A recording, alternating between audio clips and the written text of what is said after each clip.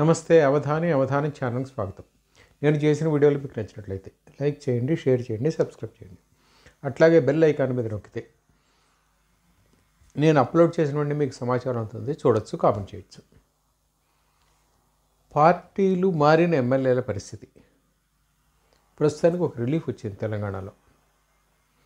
ముగ్గురు ఎమ్మెల్యేలు, బీఆర్ఎస్ ఎమ్మెల్యేలు, కడియం శ్రీహరి, దానం నాగేందర్, తెల్లం వెంకట్రావు, వీళ్ళ ముగ్గురి డిస్క్వాలిఫికేషన్ కోరుతూ బీఆర్ఎస్ అలాగే బీజేపీ నుంచి రెండు వైపుల నుంచి కూడా కోర్టులో కేసులు దాఖలయ్యాయి. ఈరోజు శుక్రవారం high court chief justice Alok Radhe అలాగే ఇంకొక జడ్జి శ్రీనివాసరావు వీళ్ళు ఒక తీర్పు ఇచ్చారు. ఏమని అంటే, స్పీకర్ని రీజనబుల్ టైంలో డెసిషన్ తీసుకోండి. Reasonable time within courts, there is no definition for it. Reasonable time ఏది అనేది ఇంతకుముందు దాని మీద సెప్టెంబర్లో 2 నెలల క్రితం సింగిల్ జడ్జి ఒక తీర్పు ఇచ్చారు. 4 వారాల్లో స్పీకర్ నిర్ణయం తీసుకోవాలి. ఇది పార్టీ మారిన ఎమ్మెల్యేల మీద. అంటే అసలు మామూలుగా బీఆర్ఎస్ వాళ్ళు ఫస్ట్ లాడ్జ్ చేసిన కంప్లైంట్ ఏమిటంటే, మేము డిస్క్వాలిఫికేషన్ పిటిషన్స్ సబ్మిట్ చేస్తున్న దాన్ని యాక్సెప్ట్ చేయట్లేదని వాళ్ళు వేశారు. ఇంకా అలా అది ఇక్కడ వరకు వచ్చింది. ఇప్పుడు పరిస్థితి ఏమిటంటే, వాళ్ళని వెంటనే డిస్క్వాలిఫై చేయాలి అనేది బీఆర్ఎస్ ఆర్గ్యుమెంట్, రైట్. అయితే జ్యుడిషియరీ లెజిస్లేచర్లో జోక్యం చేసుకుంటుందా, చేసుకోదా, చేసుకునే అవకాశం ఉందా లేదా, ఇది మొదటి నుంచి చాలా కాలం నుంచి ఉన్న ఆర్గ్యుమెంట్. ఇవాళ కొత్తదేం కాదు. బహుశా మరి కొంతకాలం ఇది ఇలా నడుస్తూనే ఉంటుంది. దీంట్లో ఇదే లేదు.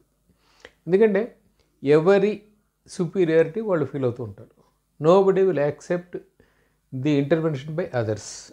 అండ్ ష్యూర్లీ ఒక స్థాయిలో పార్లమెంటు స్థాయిలో పార్లమెంటు జోక్యం చేసుకుంటున్న సందర్భాల్లో కోర్టులు దాన్ని తిరస్కరించడం, అట్లాగే కోర్టులు ఎప్పుడైనా చేసుకుంటే దాన్ని పార్లమెంట్, ఇవి మనం చాలా సహజంగా చాలా కాలం నుంచి చూస్తున్నాం. ఇప్పుడు అదే జరుగుతుంది.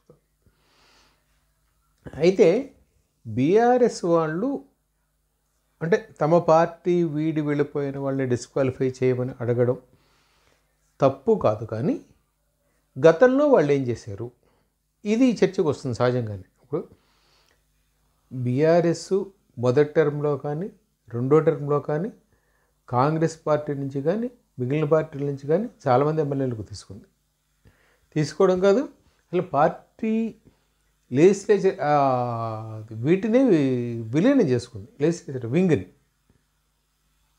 అటువంటి పార్టీ ఇప్పుడు మా వాళ్ళని కాంగ్రెస్ వాళ్ళు గుంజుకుంటున్నారు కనుక వాళ్ళని గుంజుకుంటారు కనుక వాళ్ళని డిస్క్వాలిఫై చేయండి, మా వాళ్ళు అదే పార్టీ మారారు కనుక డిస్క్వాలిఫై చేయండి అనేది ఇది.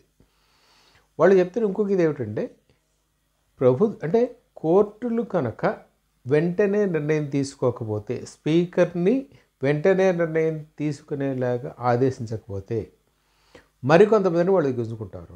అంటే అఫీషియల్గా ముగ్గురు, రైట్. ఈ ముగ్గురు కూడా వాళ్ళ ఎన్నిక దీనికి రిజైన్ చేయలేదు. బీఆర్ఎస్ని ఎన్నికైనప్పుడు శాసనసభ్యతకు రిజైన్ చేయలేదు.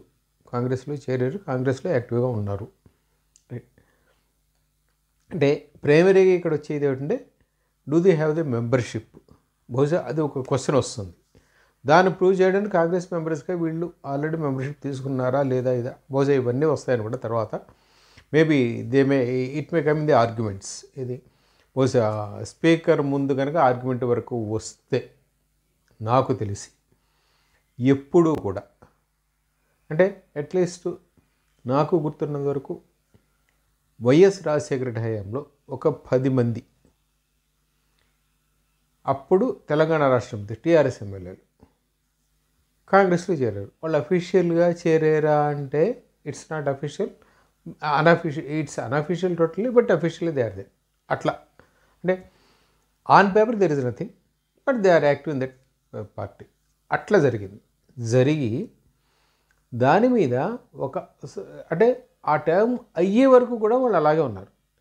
టర్మ్ అయినా ఐ థింక్ లాస్ట్ డే అనుకుంటా, last day of that tenure of the government, I think they are disqualified something.